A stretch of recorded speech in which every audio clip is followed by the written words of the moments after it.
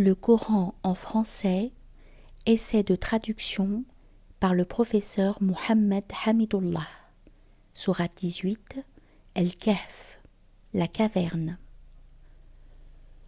Au nom d'Allah, le tout miséricordieux, le très miséricordieux. Louange à Allah qui a fait descendre sur son serviteur le livre et n'y a point introduit de tortuosité. Un livre d'une parfaite droiture pour avertir d'une sévère punition venant de sa part et pour annoncer aux croyants qui font de bonnes œuvres qu'il y aura pour eux une belle récompense, où ils demeureront éternellement, et pour avertir ceux qui disent « Allah s'est attribué un enfant ». Ni eux ni leurs ancêtres n'en savent rien. Quelle monstrueuse parole que celle qui sort de leur bouche. Ce qu'ils disent n'est que mensonge. Tu vas peut-être te consumer de chagrin parce qu'ils se détournent de toi et ne croient pas en ce discours. Nous avons placé ce qu'il y a sur la terre pour l'embellir, afin d'éprouver les hommes et afin de savoir qui d'entre eux seront les meilleurs dans leurs actions. Puis nous allons sûrement transformer sa surface en un sol aride. Penses-tu que les gens de la caverne et d'Ar-Raqim ont constitué une chose extraordinaire d'entre nos prodiges ? Quand les jeunes gens se furent réfugiés dans la caverne, ils dirent « Ô notre Seigneur, donne-nous de ta part une miséricorde et assure-nous la droiture dans tout ce qui nous concerne. » Alors, nous avons assourdi leurs oreilles dans la caverne pendant de nombreuses années. Ensuite, nous les avons ressuscités, afin de savoir lequel des deux groupes saurait le mieux calculer la durée exacte de leur séjour. Nous allons te raconter leur récit en toute vérité. Ce sont des jeunes gens qui croyaient en leur Seigneur, et nous leur avons accordé les plus grands moyens de se diriger dans la bonne voie.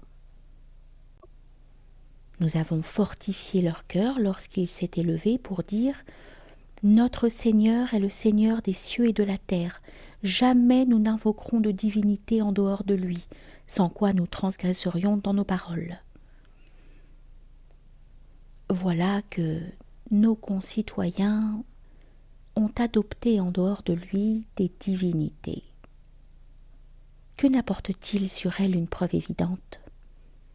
Quel pire injuste donc que celui qui invente un mensonge contre Allah. Et quand vous vous serez séparés d'eux et de ce qu'ils adorent en dehors d'Allah, réfugiez-vous donc dans la caverne. Votre Seigneur répandra de sa miséricorde sur vous et disposera pour vous un adoucissement à votre sort. Tu aurais vu le soleil quand il se lève s'écarter de leur caverne vers la droite, et quand ils se couchent passer à leur gauche, tandis qu'eux-mêmes sont là, dans une partie spacieuse de la caverne. Cela est une des merveilles d'Allah. Celui qu'Allah guide, c'est lui le bien guidé.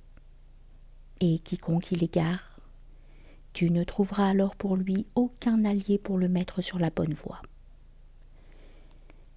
Et tu les aurais crus éveillés alors qu'ils dorment.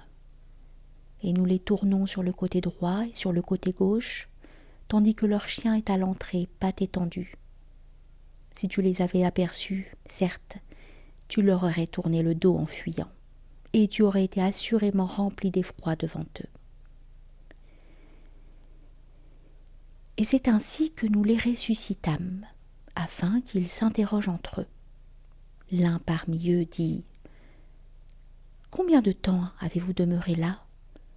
Ils dirent « Nous avons demeuré un jour, ou une partie d'un jour. » D'autres dirent « Votre Seigneur sait mieux combien de temps vous y avez demeuré. Envoyez donc l'un de vous à la ville avec votre argent que voici, pour qu'il voie quel aliment est le plus pur et qu'il vous en apporte de quoi vous nourrir.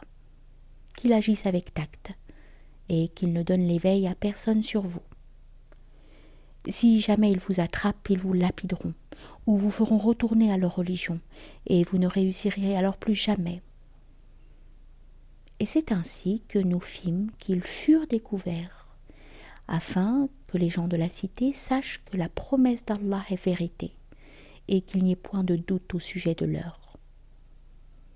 Aussi se disputèrent-ils à leur sujet, et déclarèrent-ils : « Construisez sur eux un édifice. Leur Seigneur les connaît mieux. » Mais ceux qui l'emportèrent dans la discussion dirent : « Élevons sur eux un sanctuaire. » Ils diront : « Ils étaient 3, et le 4e était leur chien. » Et ils diront en conjecturant sur leur mystère qu'ils étaient 5, le 6e étant leur chien.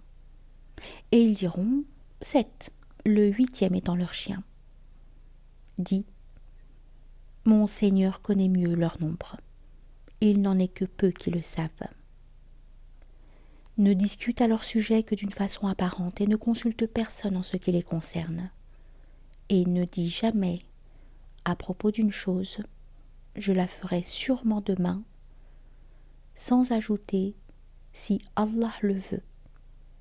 Et invoque ton Seigneur quand tu oublies, et dis : « Je souhaite que mon Seigneur me guide et me mène plus près de ce qui est correct. »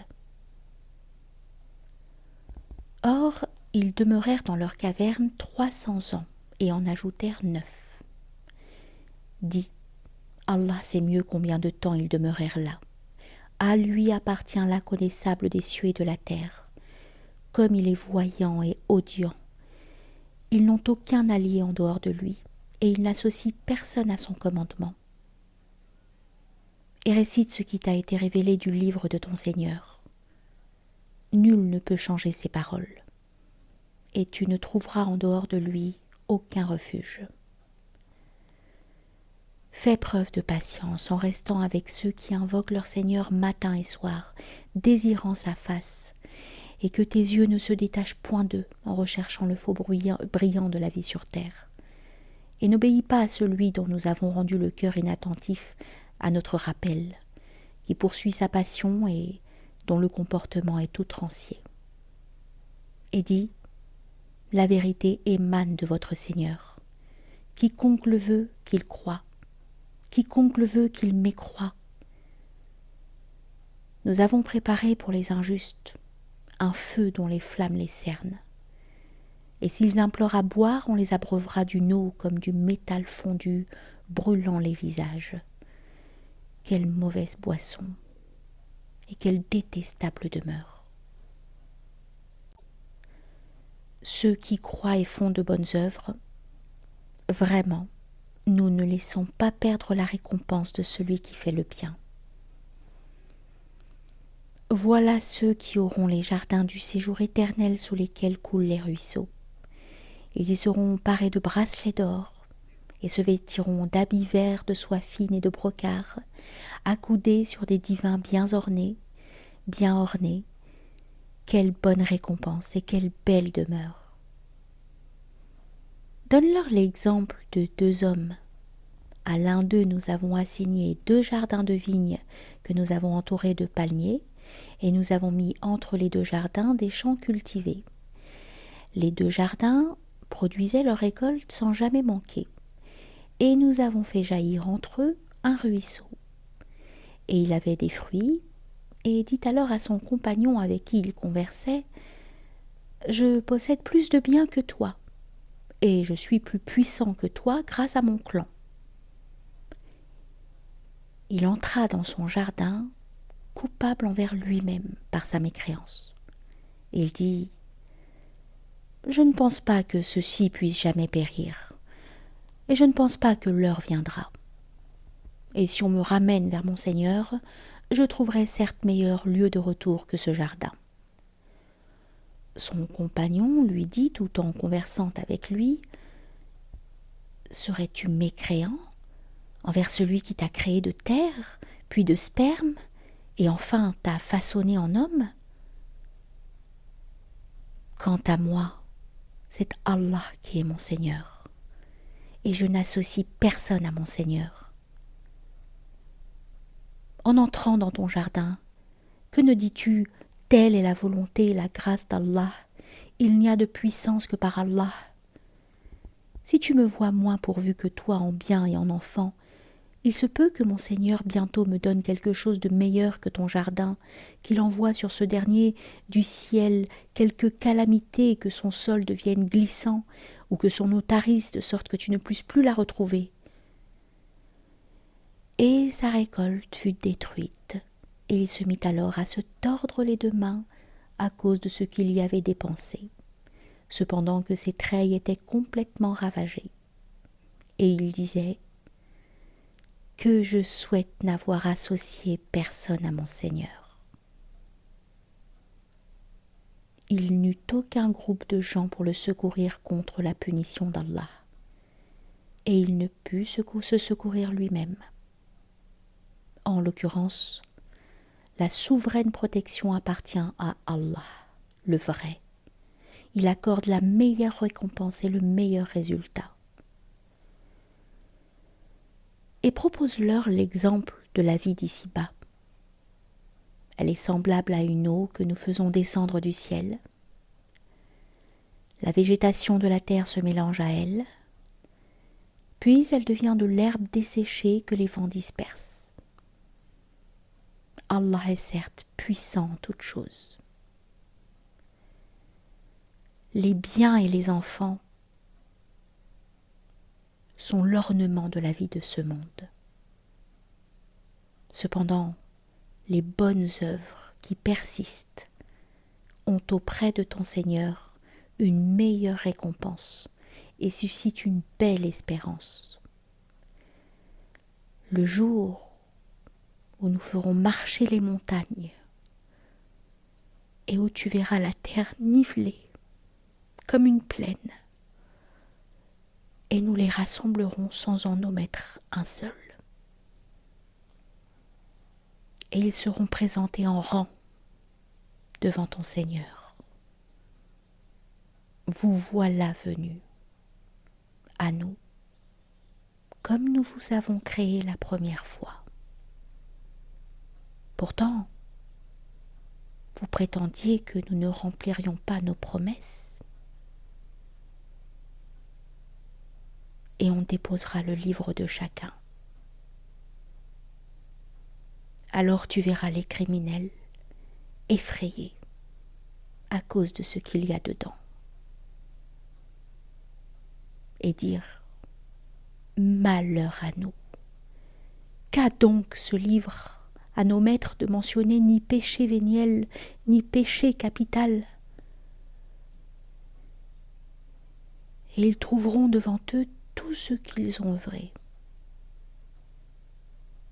Et ton Seigneur ne fait du tort à personne.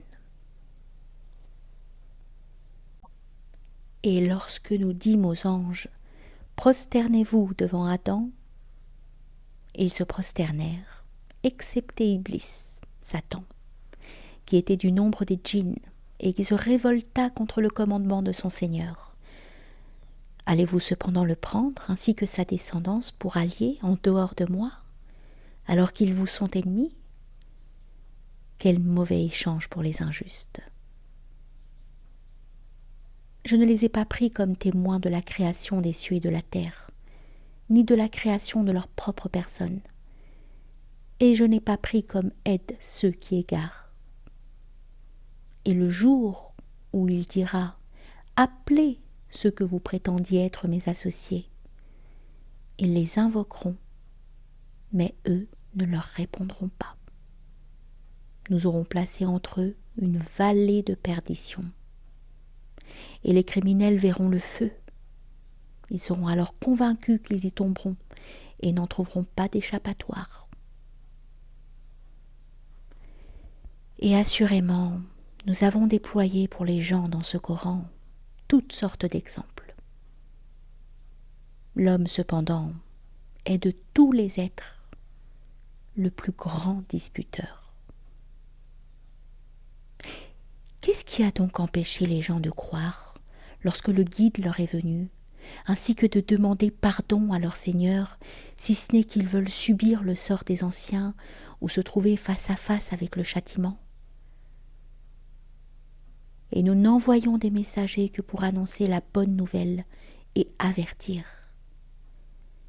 Et ceux qui ont mécru disputent avec de faux arguments, afin d'infirmer la vérité, et prennent en raillerie mes versets, ainsi que ce châtiment dont on les a avertis. Quel pire injuste que celui à qui on a rappelé les versets de son Seigneur et qui en détourna le dos en oubliant ce que ses 2 mains ont commis. Nous avons placé des voiles sur leur cœur, de sorte qu'ils ne comprennent pas le Coran, et mis une lourdeur dans leurs oreilles. Même si tu les appelles vers la bonne voie, jamais ils ne pourront donc se guider. Et ton Seigneur est le pardonneur, le détenteur de la miséricorde. S'ils s'en prenaient à eux pour ce qu'ils ont acquis, il leur hâterait certes le châtiment, mais il y a pour eux un terme fixé pour l'accomplissement des menaces, contre lequel ils ne trouveront aucun refuge. Et voilà les villes que nous avons fait périr quand leurs peuples commirent des injustices, et nous avons fixé un rendez-vous pour leur destruction. Rappelle-toi quand Moïse dit à son valet « Je n'arrêterai pas avant d'avoir atteint le confluent des 2 mers. Dusse-je marcher de longues années. » Puis lorsque tous 2 eurent atteint le confluent, ils oublièrent leur poisson qui prit alors librement son chemin dans la mer. Puis lorsque tous 2 eurent dépassé cet endroit, il dit à son valet « Apporte-nous notre déjeuner. Nous avons rencontré de la fatigue dans notre présent voyage. » Le valet lui dit « Quand nous avons pris refuge près du rocher, vois-tu, j'ai oublié le poisson. Le diable seul m'a fait oublier de te le rappeler, et il a curieusement pris son chemin dans la mer. » Moïse dit « Voilà ce que nous cherchions. » Puis ils retournèrent sur leurs pas, suivant leurs traces. Ils trouvèrent l'un de nos serviteurs à qui nous avions donné une grâce de notre part et à qui nous avions enseigné une science émanant de nous. Moïse lui dit « Puis-je te suivre, à la condition que tu m'apprennes de ce qu'on t'a appris concernant une bonne direction ?» L'autre dit « Vraiment, tu ne pourras jamais être patient avec moi. » Comment endurerais-tu sur des choses que tu n'embrasses pas par ta connaissance ? Moïse lui dit « Si Allah veut, tu me trouveras patient, et je ne désobéirai à aucun de tes ordres. » « Si tu me suis, dit l'autre, ne m'interroge sur rien, tant que je ne t'en aurai pas fait mention. » Alors les 2 partirent. Et après qu'ils furent montés sur un bateau, l'homme y fit une brèche. Moïse lui dit « Est-ce pour noyer ses occupants que tu l'as ébréché ? Tu as commis certes une chose monstrueuse. » L'autre répondit « N'ai-je pas dit que tu ne pourrais pas garder patience en ma compagnie ? » « Ne t'en prends pas à moi, dit Moïse, pour un oubli de ma part, et ne m'impose pas de grandes difficultés dans mon affaire. »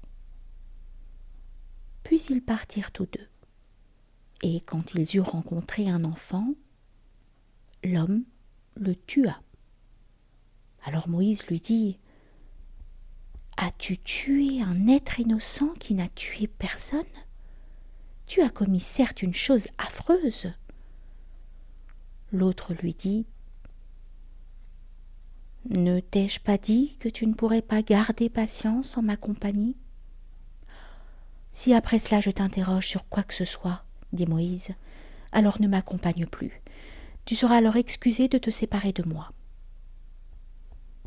Ils partirent donc tous 2, et quand ils furent arrivés à un village habité, ils demandèrent à manger à ses habitants, mais ceux-ci refusèrent de leur donner l'hospitalité. Ensuite, ils y trouvèrent un mur sur le point de s'écrouler. L'homme le redressa. Alors Moïse lui dit « Si tu voulais, tu aurais bien pu réclamer pour cela un salaire. » « Ceci marque la séparation entre toi et moi, dit l'homme. Je vais t'apprendre l'interprétation de ce que tu n'as pu supporter avec patience. Pour ce qui est du bateau, il appartenait à des pauvres gens qui travaillaient en mer.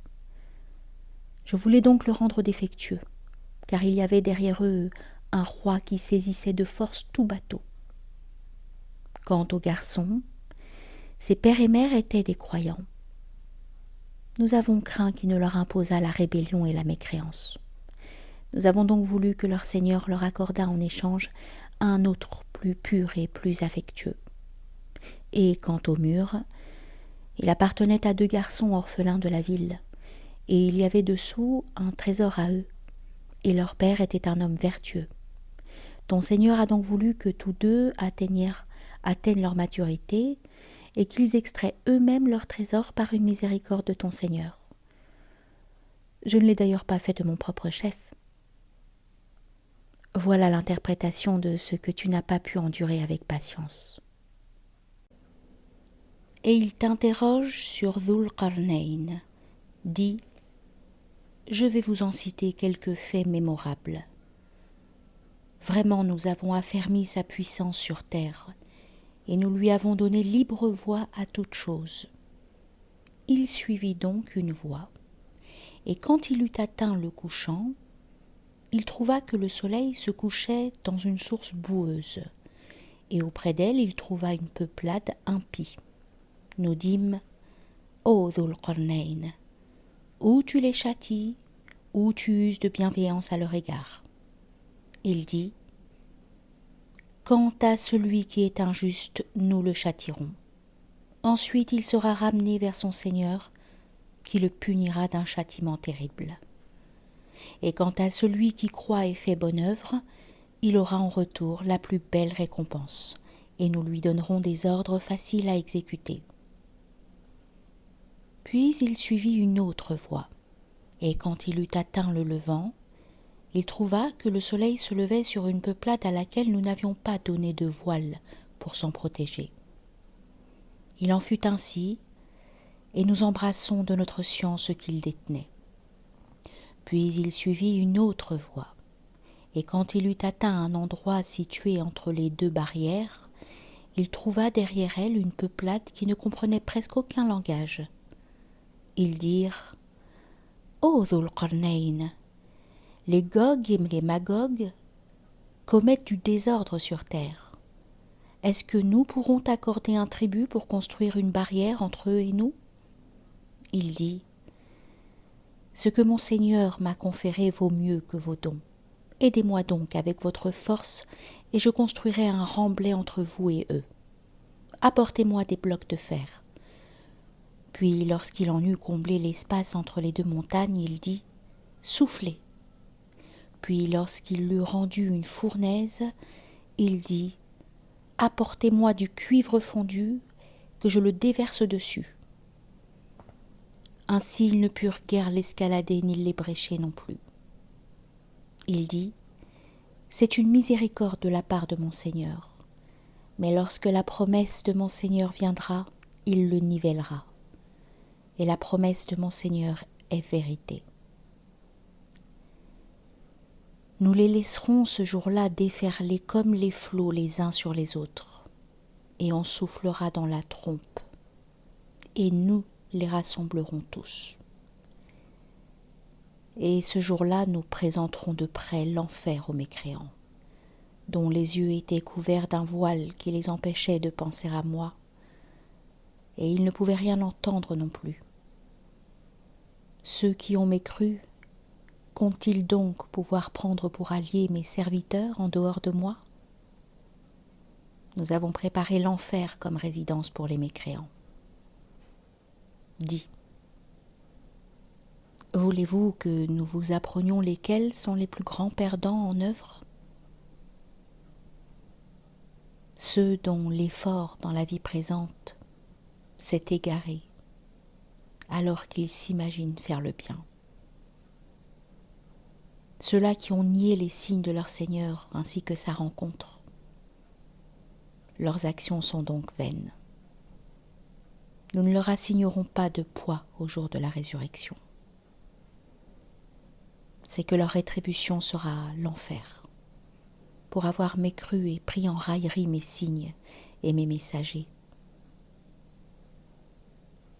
Ceux qui croient et font de bonnes œuvres auront pour résidence les jardins du Firdaus, le paradis, où ils demeureront éternellement, sans désirer aucun changement. Dis, si la mer était une encre pour écrire les paroles de mon Seigneur,